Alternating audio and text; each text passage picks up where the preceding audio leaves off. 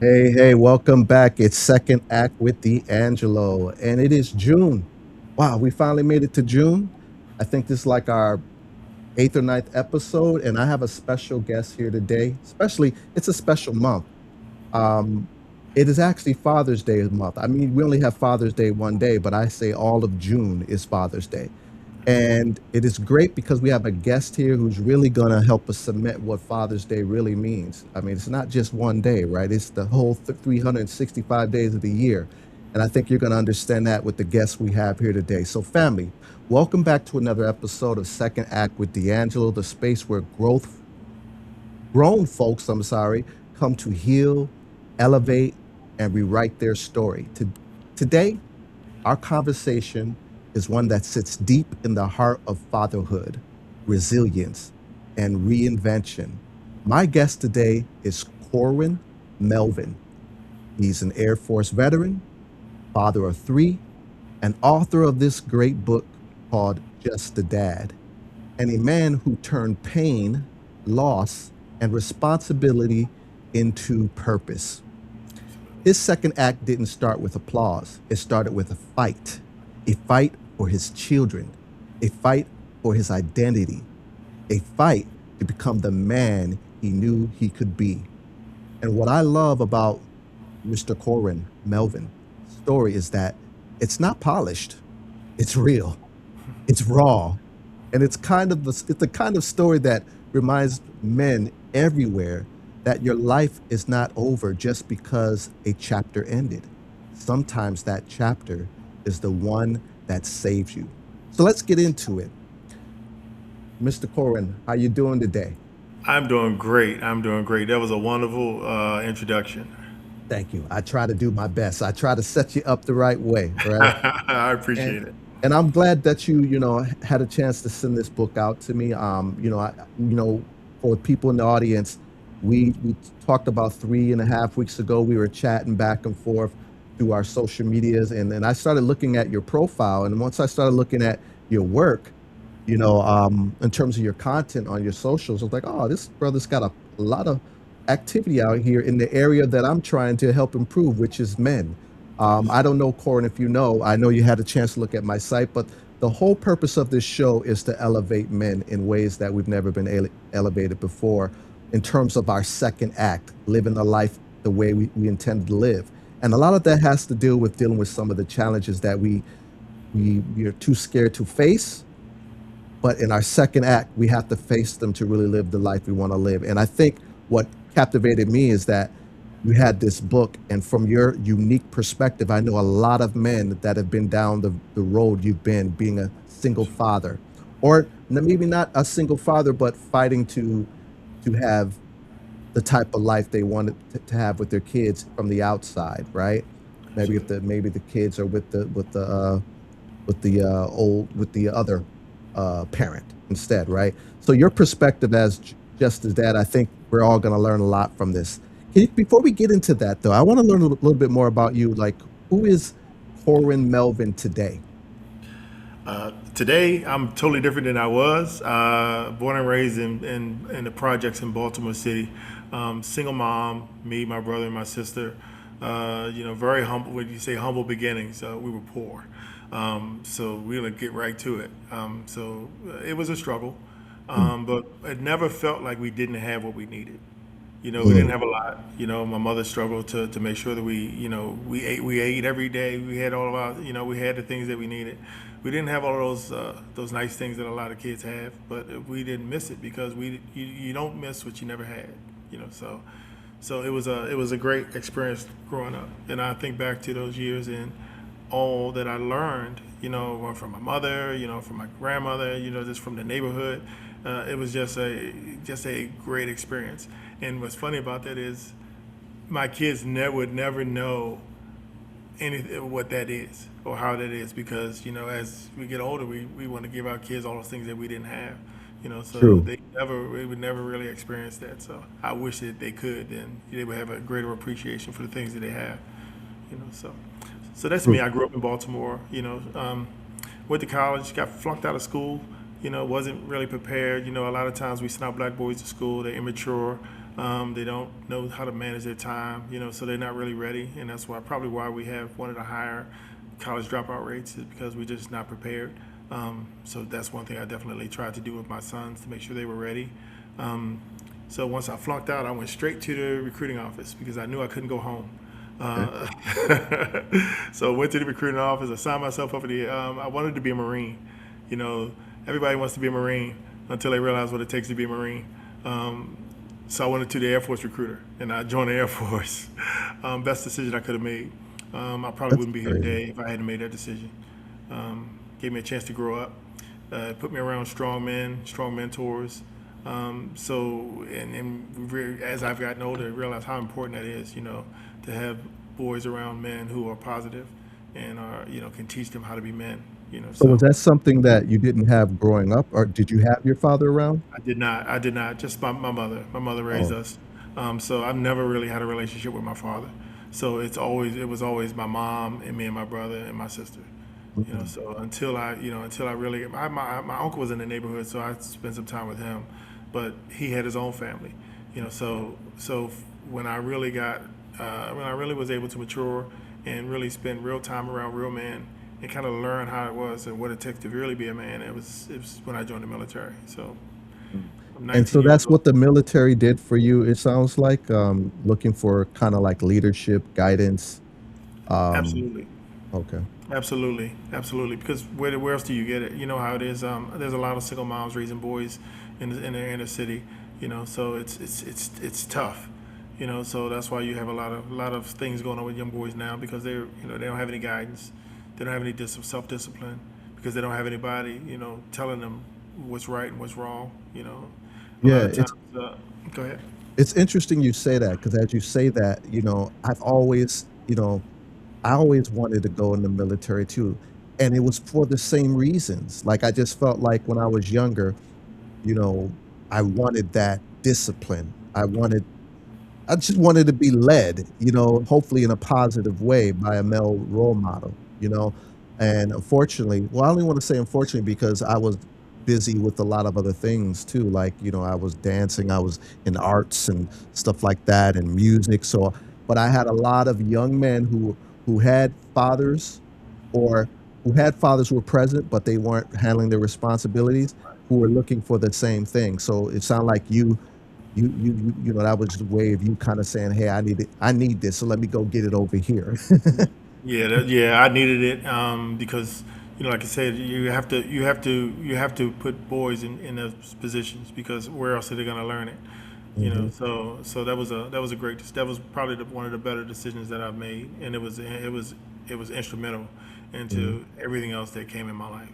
So So, on this show, we talk about the moment you said things have to change. The second act, sometimes it comes very hard, right?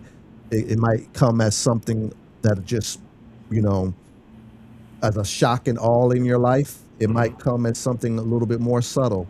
At what point in your life that you felt that changes need to be made and when it comes to, you approaching your fatherhood in a certain manner that you felt, I need to take control of this? I think for me, there's a lot of living that happened in between to get to this point.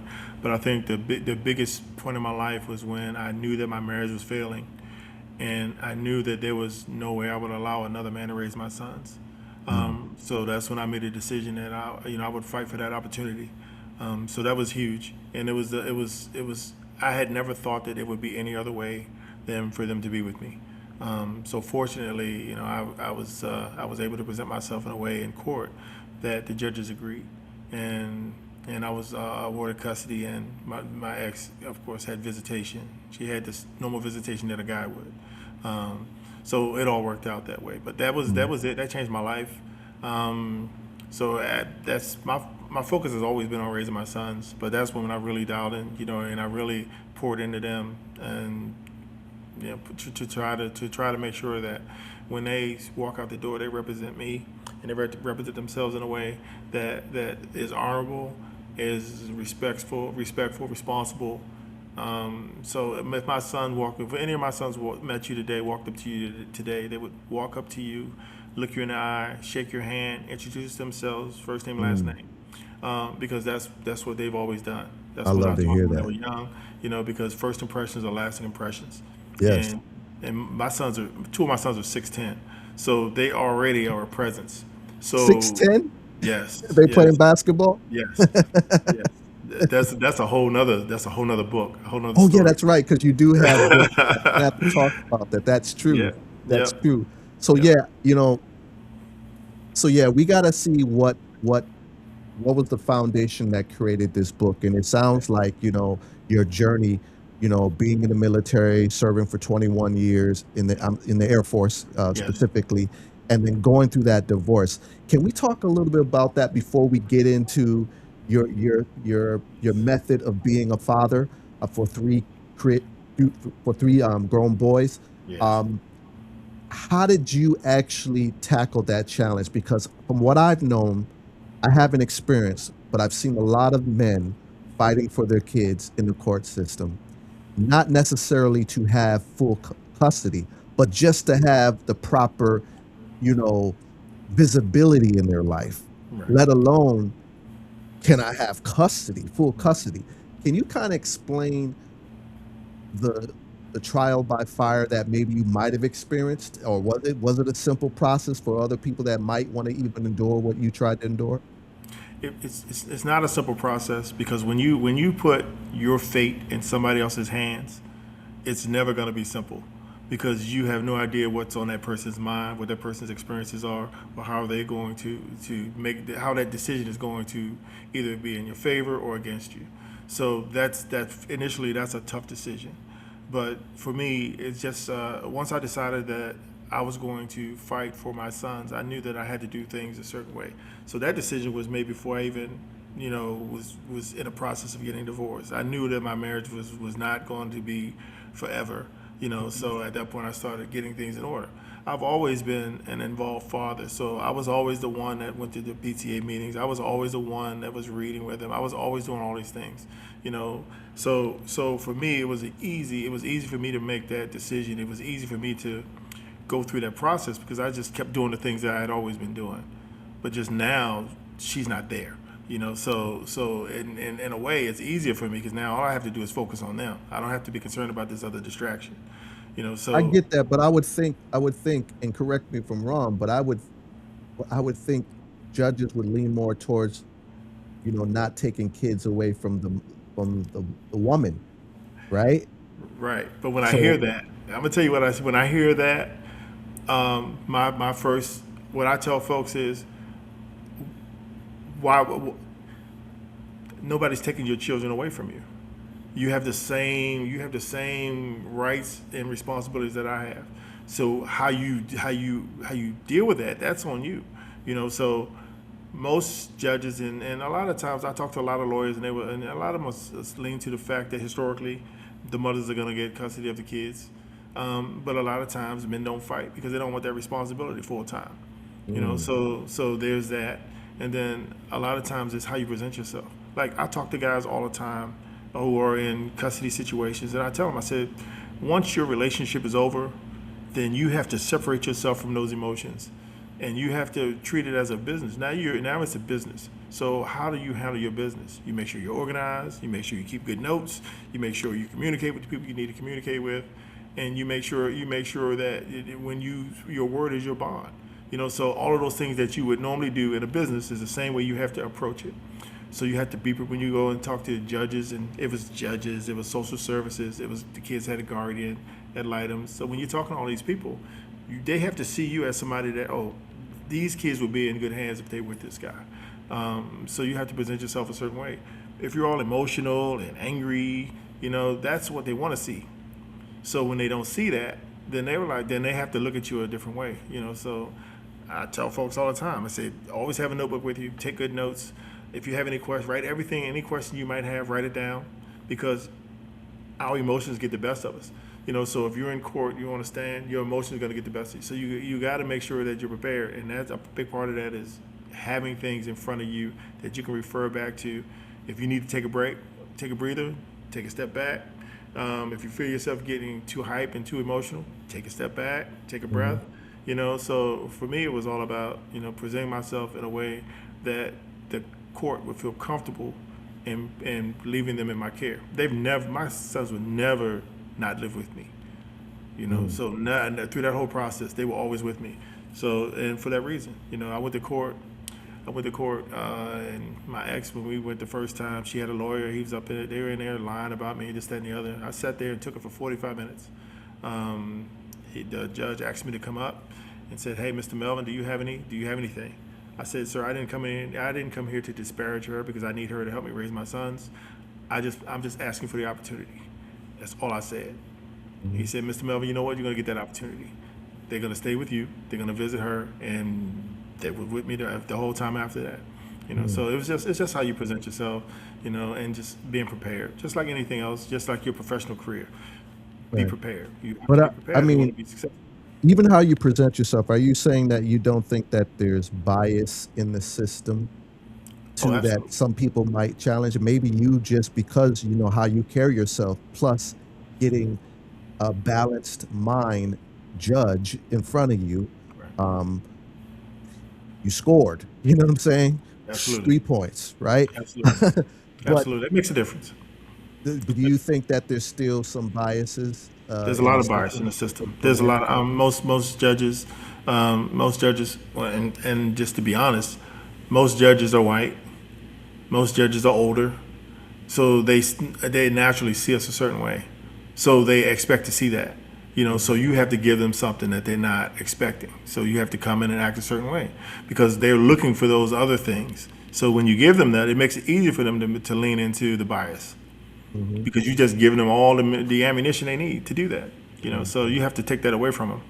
You know. So I never met someone on the other side of this like yourself. I think it's very, I think it's unique. If we were to do some statistics, you know what I'm saying? I think, Yeah. yeah, definitely everything fell in, to the right place, for you on this journey, in terms of the system. However, I know you still had to deal with obviously the dynamics of now being um a single father, with the other parent not visible in their lives, in full time. How Right. did you balance that? And how did you still, make sure that there's a foundation of respect, and for the mother on the other side of Right. that? I always made it available for her.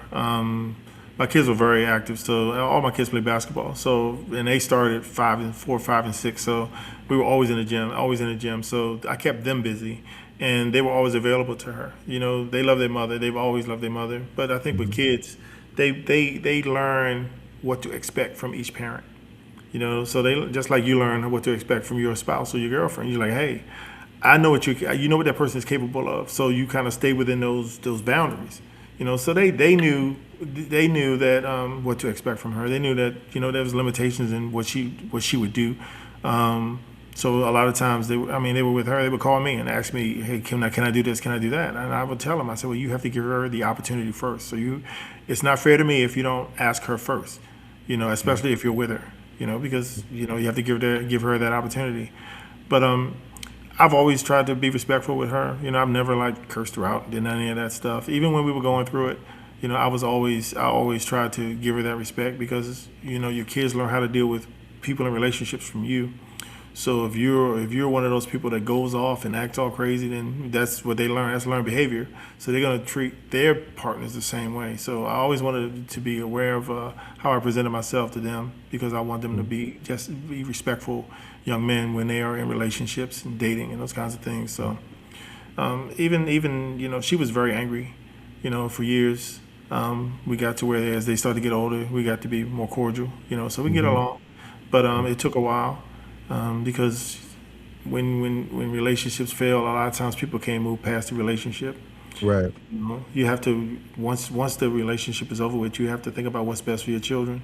I think a lot of times a lot of guys are going through it because them and the women just can't get along, Right. or there's a lot of that bickering and petty stuff, and the focus isn't on what's best for the kids. Got you.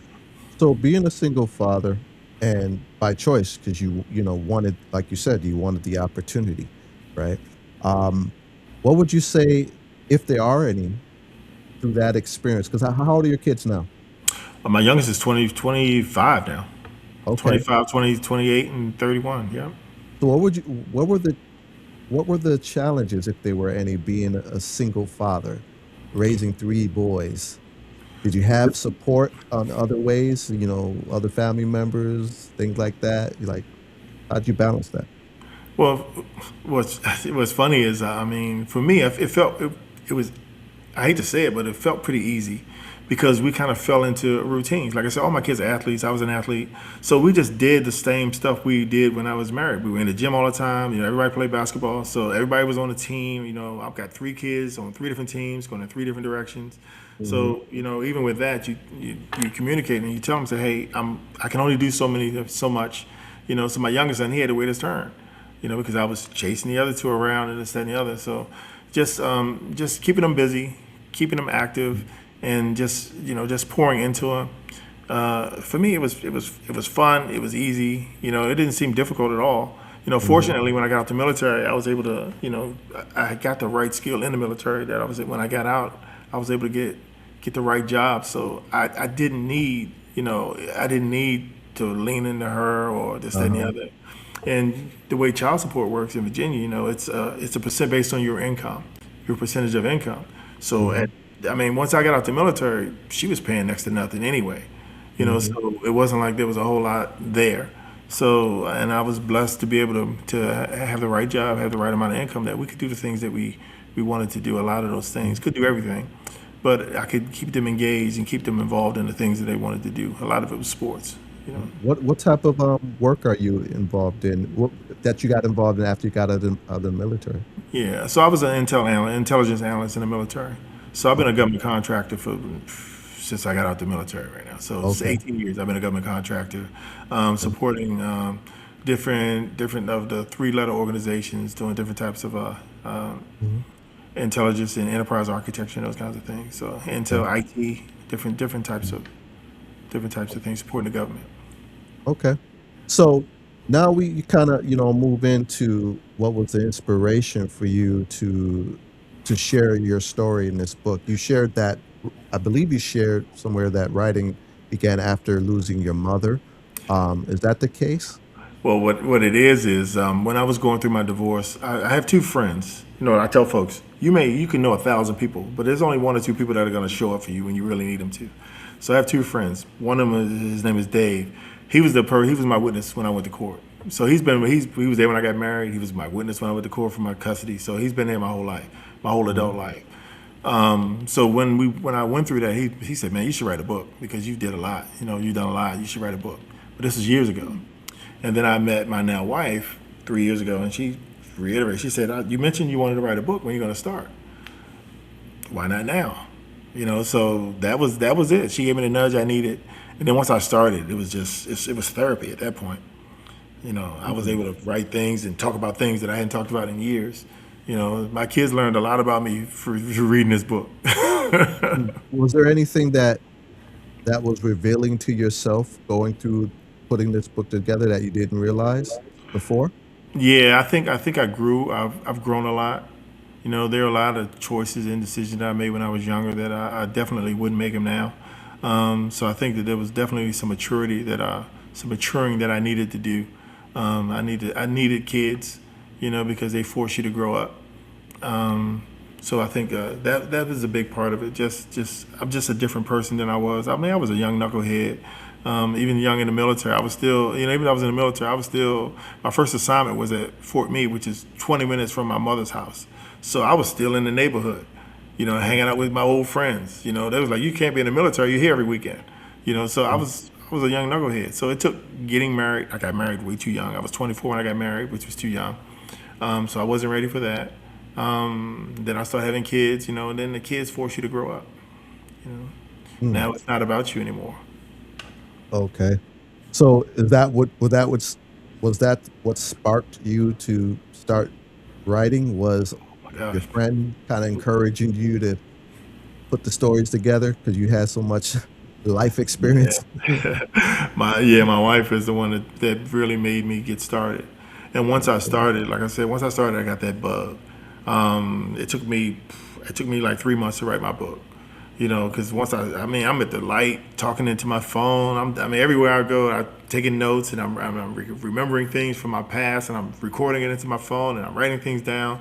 But so once, I mean, before I looked up, I had 200 pages already. Wow. So and I'm just talking about me. All my books are basically a chronology of my life. Hmm. Just a Dad is from when I was born and raised and growing up in the city.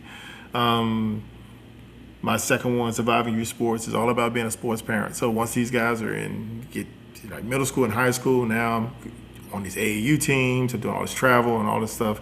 So you learn a lot through youth sports, good and bad. So I talk a lot about all those things that people don't like to talk about and Hmm. that kind of stuff. So and then since I got so comfortable and I enjoy writing so much, I a friend of mine said, "Hey, you wrote a book. Can you help me write mine?" And then there was the next person. Can you help me write mine? So now it's one of those things. I've helped 8, 9 people write their first book. So now that's my thing. So I do a lot of coaching. So that's my business. Launch the Author is about helping new authors, you know, take their idea and walk it all the way through publishing. So So if someone were to purchase this book, right?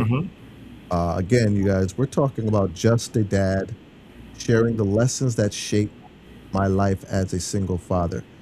What do you want people, what do you want men to get out of this? Because I know you have a lot of different lessons in here based on your personal experience yes. going through the system.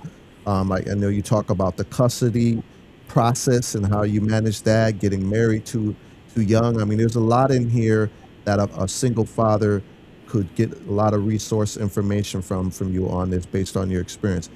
If you had 30 seconds with 100 men in a room right now and you wanted them to, and you had a jewel in here you really thought that would change their life, where would you tell them to go?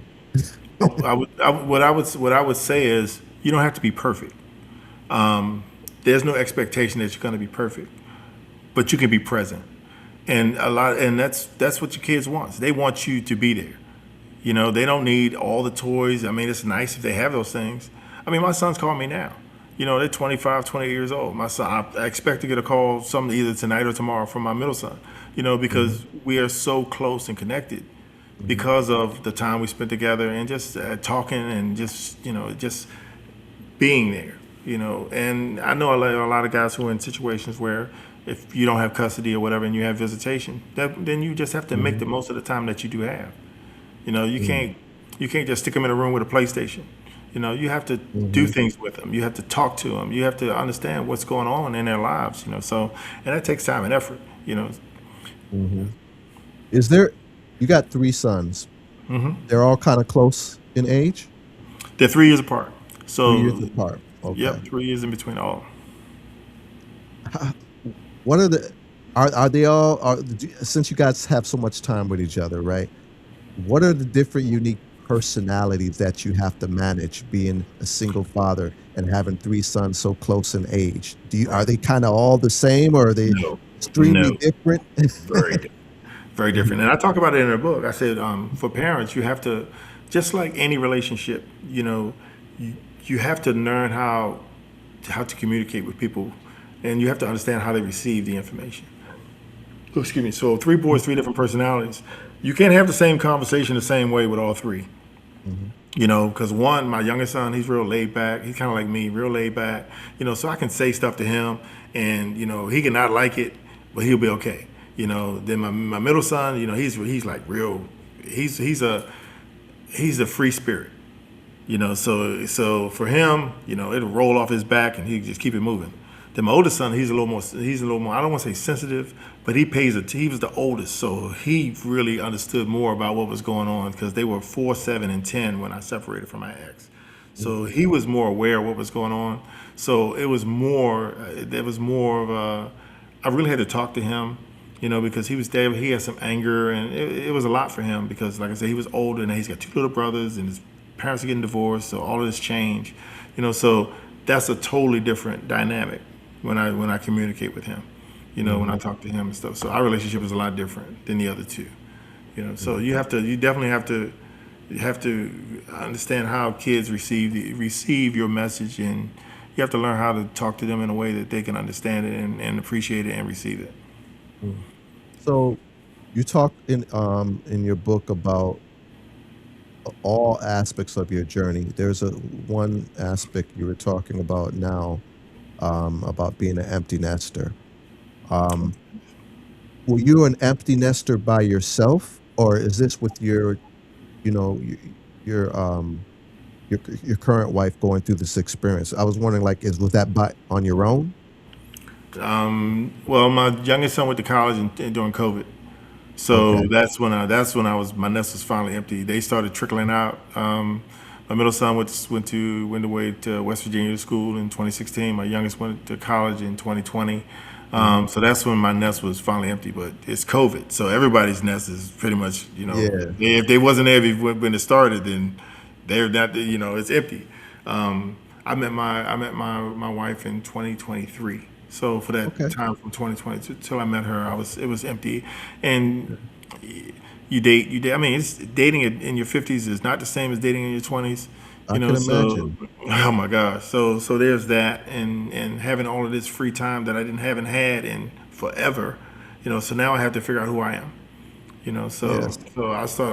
then that's when I'm started to say, what do I like to do? What do I want to do? What do I like to do? So I bought, I've always wanted to be a photographer. So I bought a nice camera, started taking pictures. So I'm taking all these online classes to become a photographer. But then I started writing, so this writing thing has overtaken everything. So all my free time is writing and talking to folks and trying to help people with my message. Just I mean, you can do it. Like I tell guys all the time, you can do it. Even if you don't have the capacity to be a full time parent, or you don't really, and you're okay with the way with your kids being with your mom and you visiting, you can get more time. Mhm. Even if you're not full time, you can get as much time as you want if you present yourself a certain way.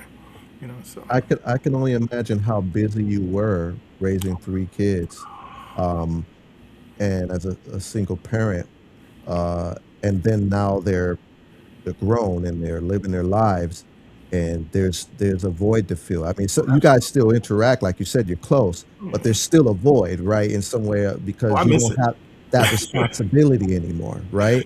Yes. They call you to ask for advice, to see how you're doing, things like that, but, you ain't gotta feed them anymore. They're out feeding themselves, right? Yep. So how was that? I mean, I guess I would imagine it was at your second act point, because at this point now, like you said, photography, you start picking up some other hobbies, and you talk about dating after all of that, right? Why don't we go into that? Like, I mean, how was that transition for you emotionally? Oh my gosh, it was when my when my youngest son went to school, I cried like a baby because that was it. I spent so much time with him because I had 4 years with just me and him after my middle son went to school. So that's his all through high school, and like I say, he plays high level basketball. So we're in the gym every weekend, we're on the road every weekend. So that was my life. I went through 3 cars in 7 years, brand Wow. new vehicles, because I was putting 100,000 miles on them in 18 months. Wow. So I was going through it with him, because we did a lot of travel. So for that to just immediately stop, that was traumatic. Yeah, I can only imagine. Yeah, it was traumatic, and it was one of those things. It was lonely. It was all of those things that you can imagine that your life Mhm, just changed overnight. mhm, So it took some time to really figure out who I was and get to know me. mhm, So I did a lot. I did some dating, but a lot of times I spent by myself. Just mhm, like I take myself to dinner. I do all these other mhm, things because I wasn't ready for somebody. So I did the whole young thing and chasing women and doing this, that, and the other. mhm, And I didn't want to get into hurting somebody because I wasn't ready. mhm, So I spent a lot of time by myself, and I've dated a couple people that I thought, may have been, a good prospect and didn't work out. So kind of took a break, and then that's when I met my now wife. I met her, and it was everything changed. Everything changed. She's amazing. So it just and we do a lot. So we're we do a lot together. We both telework, so we're in the house all day together, and then so at the end of the day, I can't wait to see her. Mm. So it definitely if it may not be the second, it might be the third act. Wow. Because that Yeah. second act was just getting custody of those three guys and just pouring into them.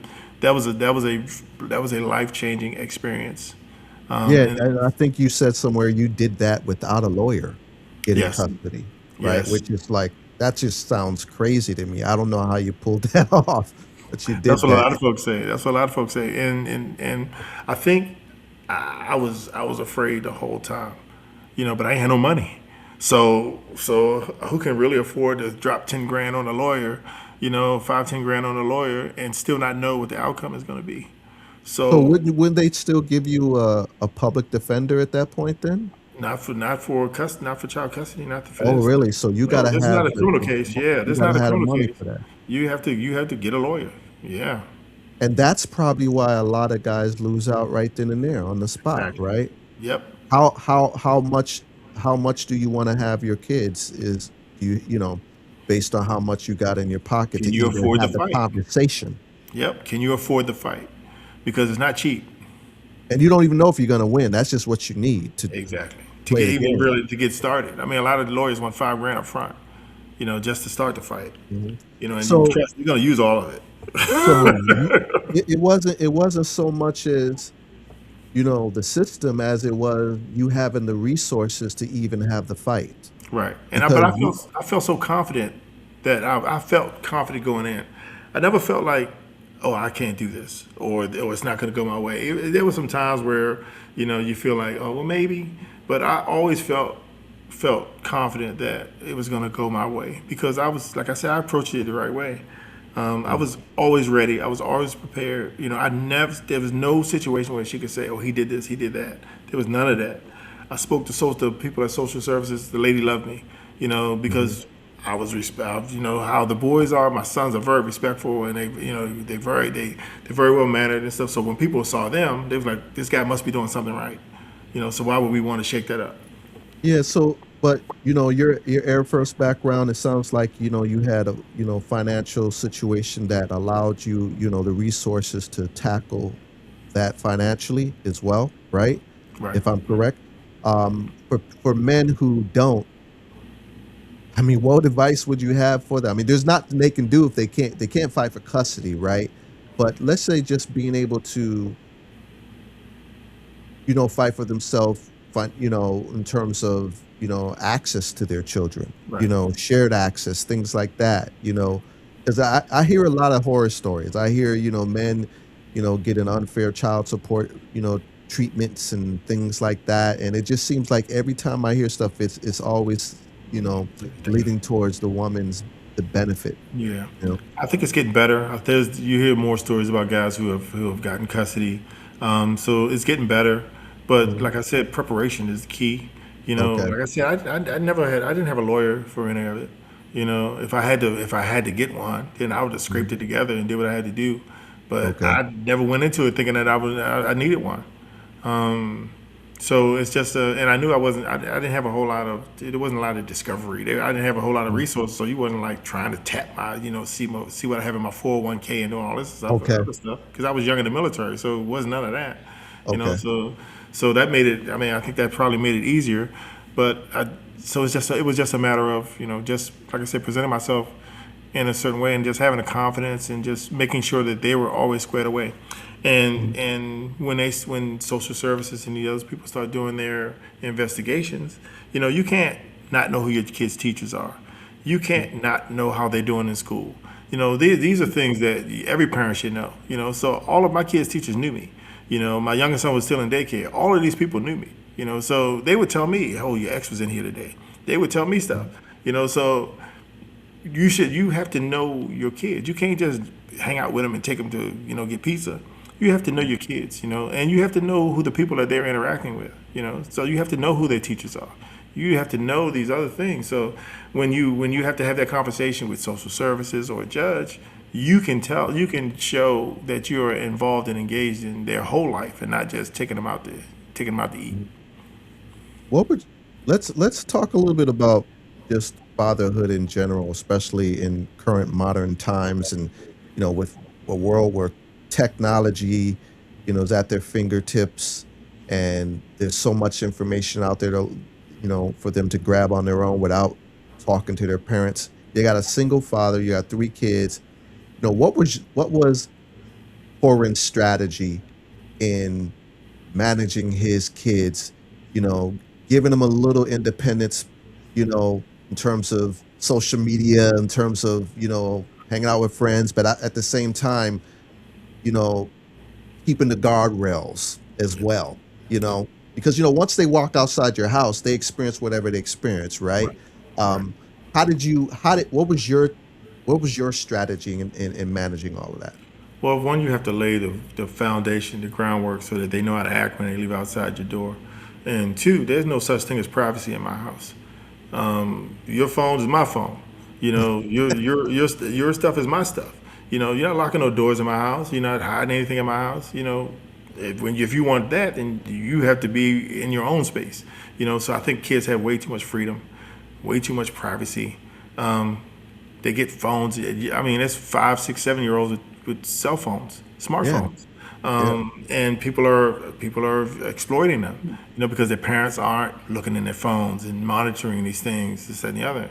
You still have to parent. A lot of times, there's a lot of lazy folks out here, and they use technology so they don't have to do all of this extra legwork. But you right. still have to do, if you want your kid to be safe out in this society when they have so much access, you have to be that parent they have to always wonder if you're going to pop in, if you're always going to have Mhm. to wonder if you're going to grab their phone, because if they got the kind of confidence that you're not, then it could be anything on there, you know, and you have to keep your Yeah. kids safe these days. Right, right.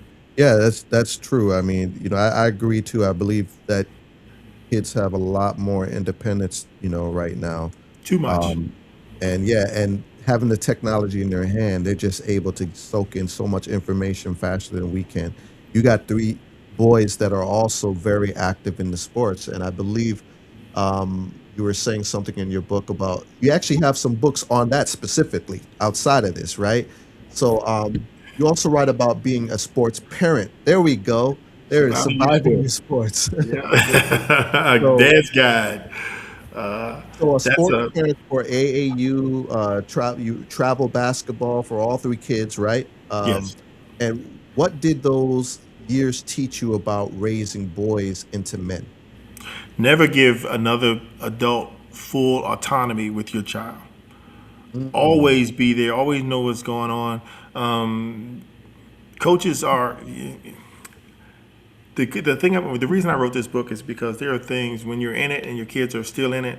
There's things you can't say because you don't want to get your kid blackballed. You don't want people treating your kid a certain way. So mhm, there's things you don't want to say. Politically correct things you don't want to say.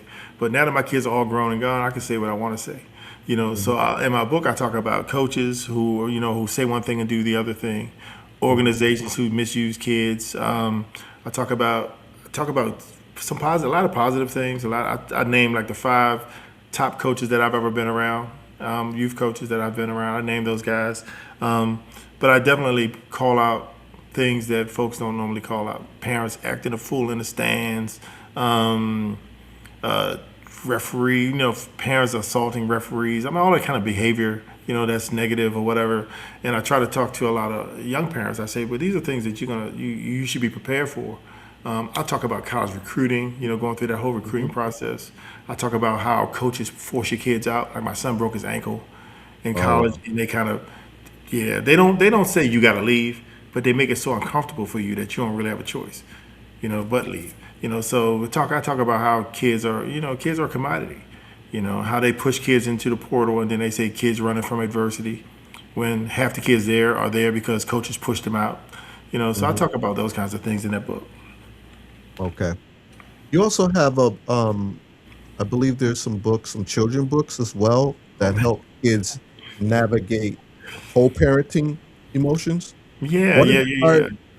What inspired you to write from a child's perspective with those particular books? I think I was what I was doing. I was sitting at my desk, and I was just thinking about just raising those guys, and all of the things that I wish that I had been able to give them so that I could help them through some of those things. Mhm. So, but my children's series, I talk about how a kid feels when he has to pack his backpack to go to the other parent's house, leave his things, leave his friends. Wow. One of them is about two parents, two different schedules. So now you may not be able to do things that you did when you was a dad. That your mom has other things she wants you to do. New siblings, mom meets somebody, gets married to somebody, and they have kids. Now you have to share your things. So it talks about Yeah. that kind of stuff.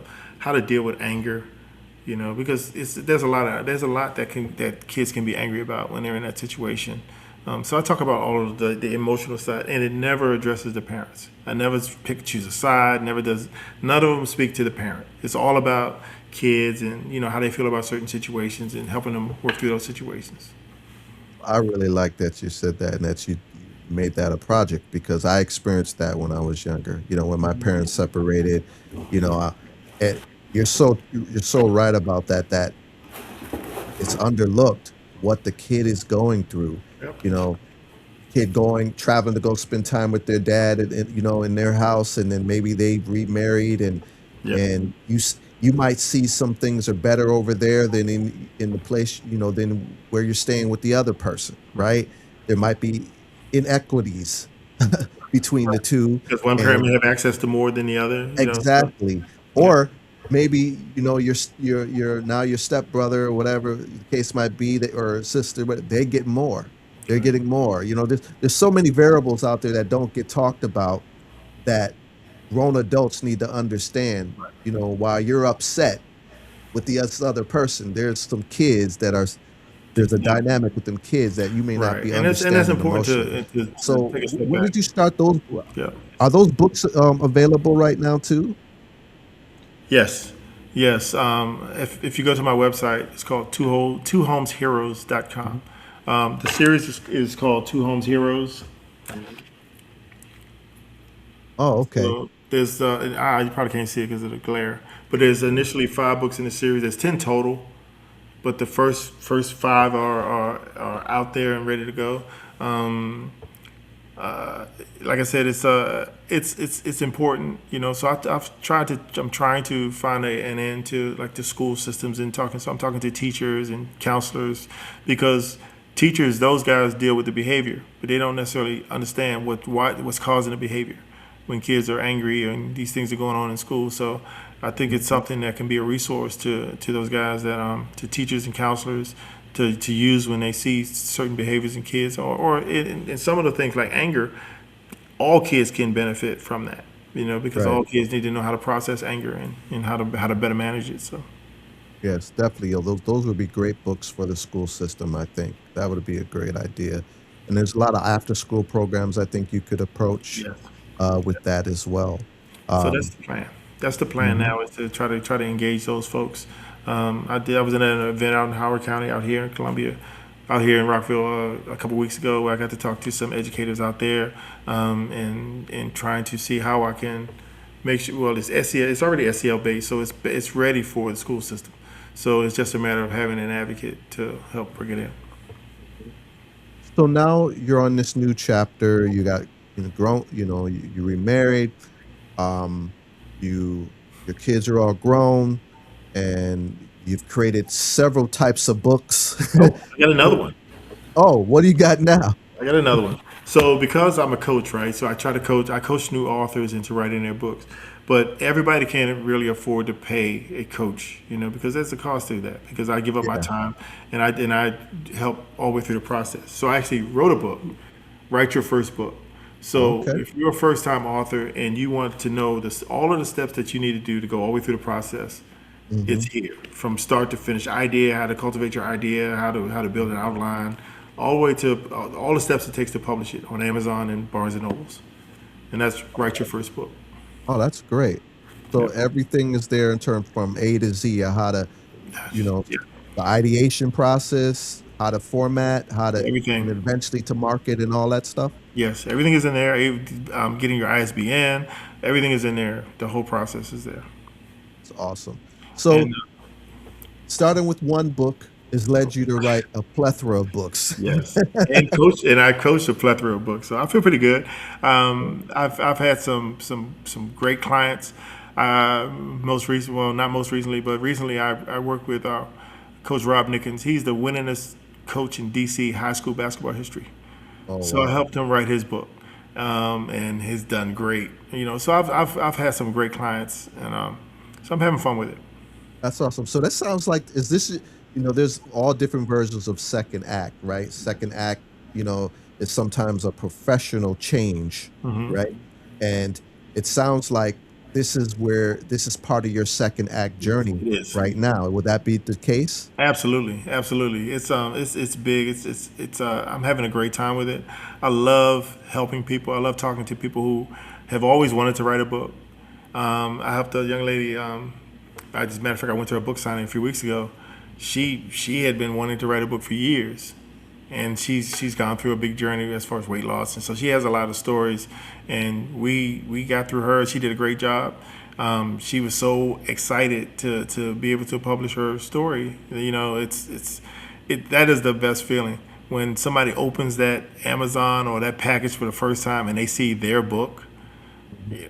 And you see them welling up, and coach. I mean, tough guy. You know, winning his coaching DC history. He had been there with tears in his eyes when he Wow. opened his book up. It's just a great feeling helping folks. Dude, it's a bucket list thing for a lot of people. Writing a book is big. And if you have a business, writing a book makes you an expert in your field. So that's what they say. If you have anything that you're especially in, write a book, and it gives your words instant credibility. Yeah. I'm It's something that's on my bucket list to do. There's Let's a do it. couple things I want to do.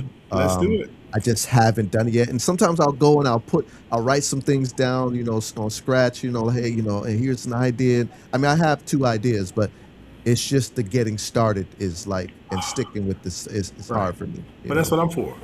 That's what I'm for. I'm the one that calls you and say, "Hey, what you doing?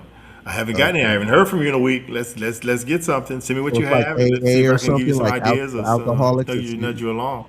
Oh, okay. So you actually help the person, you know, Absolutely. you're kind of like the Absolutely. accountability person. Yep. And like with him, I helped him with like his transitions between chapters. I helped him with his introduction, conclusion. Help us write his citations. Help through that whole process. Because sometimes you just need something, a little bit of encouragement. Just a little bit, just a little nudge. Okay. All right. Yeah. Maybe I will talk with you about that and share what I have some plans around. Now, is these services also on your website as well? Well, I have two websites. Okay. I have my writing services are on launchtheauthor.com. I'll Mhm. send you the links. Yeah, we'll make sure to Launchtheauthor.com. put those up in Okay. the video and stuff too. Right. Mhm. And I created a separate website for my children's books because that's a whole series. It's going to be big. Like I said, there's 10 books in the series. The first 5 are out there and ready. And with that, I took them to this book fair a couple weeks ago, and it did great. Oh, wow. It did great. So people are buying the whole series, and right now, if somebody bought the series, they get a free T-shirt. So I have a T-shirt that goes with it, with for kids with "I'm a two homes hero" on the shirt. So, Oh, cool. so That's great. it's a whole thing. I have an educator's package, something to help teachers talk through the books, and I recognize behaviors. I have a parents instruction packet with it also that you can get also that helps parents understand behaviors and talk through how to use the book to help their kid for deal with those issues. So it's a whole program. That's great. Um, so now, if you don't mind me asking, because it is again, June is Father's Day month. That's the way I look at it. It I'm just with that. happened last Sunday. No, I I'm want with to that. know, you got three boys, they're grown. What did they do for you for Father's Day? What was special about Father's Day for you? Well, this is Father's Day because my youngest son he's still in school, so he finishes his master's degree in fall, so he don't have no money. Um, my middle son, my middle son is a free spirit. So we got together. We all went to dinner for Father's Day. My oldest son, him and his wife live in Texas. So and they have my first grandson. He's three. He'll be three. He's three. So they're in Texas. So I didn't get to see them. So that was a Zoom call. But now it's just, and I tell them, I said, I don't need anything. I just value just having those guys around and just being able to go out and hang out and laugh and tell stories. So with them, I just tell them, I said, I don't need anything. Let's just, if I can see them on Father's Day, then that's enough for me, you know, because that's what I miss. I miss the time we got to spend together. So I want to go back, just a couple more questions, but I want to ask you something that we didn't cover, because you did mention in the beginning that you didn't have a father. Right. You didn't know who your do you know who your father is? I know you. Yeah, yeah. We just never had a relationship. Okay. So, and you said the military is what gave you helped you develop yourself as a man, but that's still not a father figure. Did you have any external role models that also were in your life that helped shape you other than the Air Force that help you build your morale, your help you build self-esteem and value system and all that as a young man? Most of it came from the military because I was in the military for 21 years. So, Mhm. a big part of the time, that's all that's all you're with, and especially when you're overseas, it's very close knit when you're overseas. So it's all Americans and it's all military. Mhm. But there were some older. The good thing about the military is this: you can be 21, 22, and the guy next to you is 40, 42, has a whole family. So I had friends like that were guys that were older, that had families, that had experienced things, that kind of like, hey, don't do that, or act a certain way, or don't do this, you know. And then I got married young. So once you get married, you kind of all that's it all pours into your family. So that there's that. So a lot of it was folks that I met in the military, around the military, because I spent a lot of time overseas. So And I mean, I just feel like, okay, I get all of that. I get that. understood. But is there something that you can look back now that you can even say, okay, that you were lacking? Because even your decision, you marry young. When you marry young, nothing's ever perfect, right? When you Right. marry young, you're young, so you're learning how to be an adult man in a marriage at the same time, and you're Absolutely. evolving and they're evolving. But it's not like you have any examples of a father in your house, right? Like your kids have a example of how to be a man because they were raised by their their father, Right. right? So are you saying that void was filled? There wasn't No. a gap? Not no. There was a gap, and Okay. that's why we struggled early. When I got married, we struggled early. Because I didn't know how to be a husband. I didn't know what I was doing. So I didn't know how to treat her. You know. So it was a struggle. I think we separated several times early. And Mhm, then we settled in, started having kids, and then that kind of like leveled things out a little bit and started getting a little mhm, bit older because I had my first son when I was 29. mhm, So I was getting a little bit older, getting a little bit more mature. So things were starting to slow down. So that helped. But when early on, yeah, we had all kind of issues. Because like I said, I didn't know what I was doing. And even with that, once I started having kids, even then, I didn't know how to be a father. So I had to grow into it. So like I told my oldest son, I said, you were kind of like a test case. We kind of figured this thing out together. just You trying know? different oh, that Yeah. didn't work. I ain't gonna do that with the next one. Exactly. So I think I got better, as I kept having them. I think I got a little bit better with each one.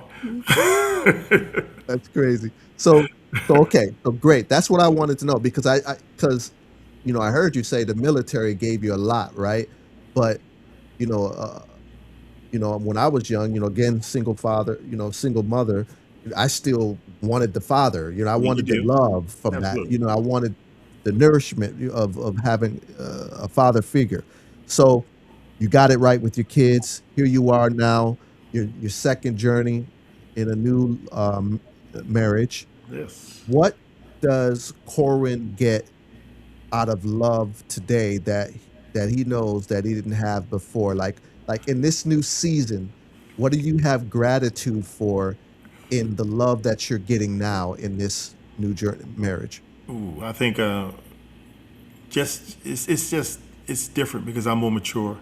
I've learned from all of those things that I didn't do right before. So I think I try to be a better communicator. I try to be a better listener. I try to really enjoy every day. I try not to be angry about things that small things. So we talk through those things. It's just a totally different experience. Especially being older. You don't really want a whole lot of foolishness. You don't really want to deal with a whole lot of mess, and that's why I stayed. I was single for 17 years before I got married again. But Because you did this at 50, in the 50, in the age of 50, right? when I got married, I just got married. Yeah, I remarried. just got married. I just turned 60 in December. Oh, really? Yeah, so I was 50, 59 when I got married. So you just said something maybe 15, 20 minutes ago, that the challenge of doing this at this age. Is it really a challenge? I mean, are you like did you do this in social networks? Is how you Oh, meet absolutely. people? We met Oh, online. really? Oh yeah, we Okay. met online. We met online. I think which yeah. So it's a whole different dynamic. One, you don't want to be out there like that. Nobody Mhm. wants to be hanging out looking for nobody. You don't want to do any of that.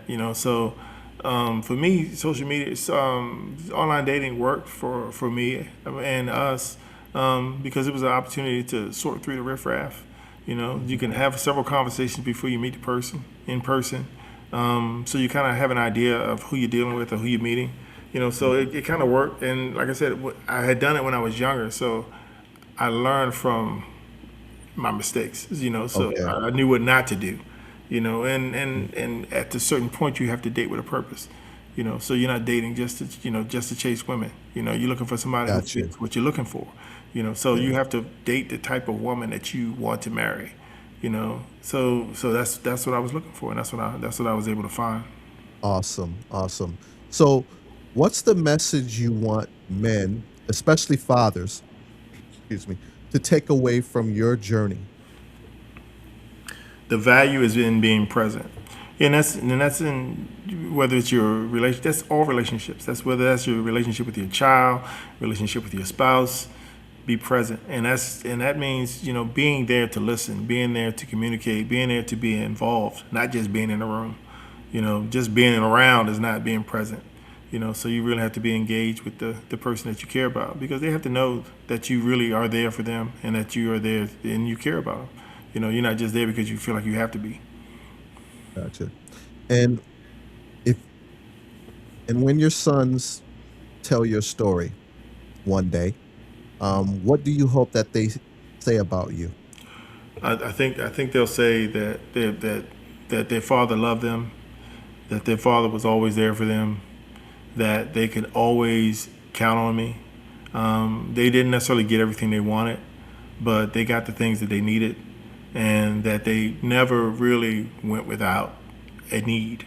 They went without some things they might have wanted, but they never went without a need because I mean I'm a hustler. I'm from Baltimore. We make it happen. So Wow. I think the good thing about my sons is and what I love about them is they're just like me. They're not chasing a bunch of women. My oldest son has been with his girlfriend since he was in college. So they've been together for 10 years, 11 years.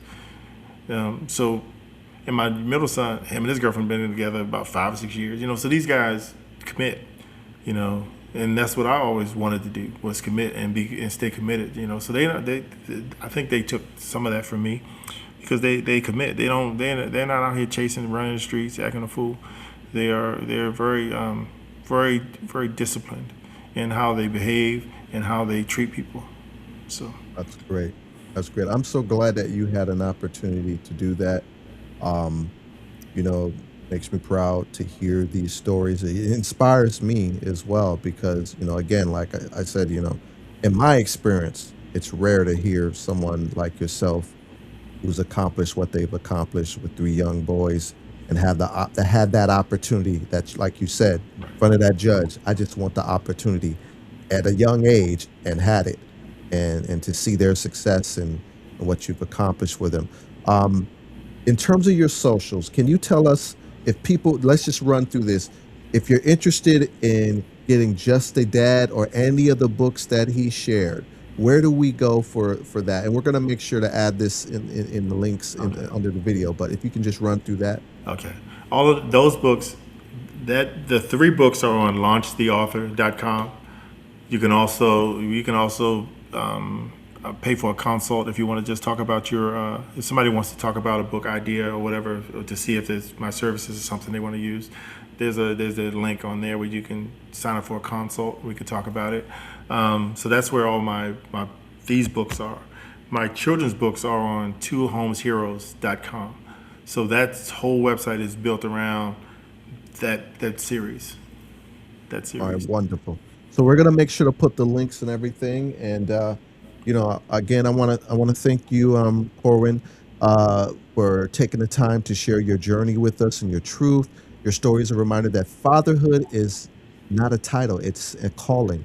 Absolutely. And our second act shows that what happens when a man chooses presence, chooses responsibility, and chooses love.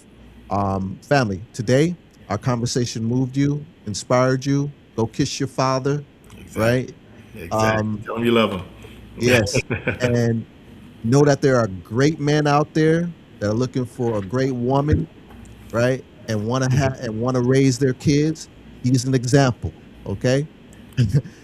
On our second act show, we like to invite other people to come and listen. But if you have a second act story that you would like to show, that you would like to share to help others rebuild and reinvent themselves and heal and transform, please go to my website, which is secondactwithdeangelo.com. Fill out the guest form.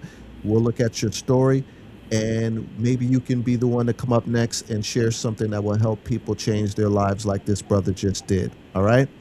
Thank you for being on the show. Um, I'm definitely gonna go check out some more of your books, and we'll see you on the next episode of Second Act with D'Angelo. All Thanks, right. man. I really appreciate this opportunity. All right.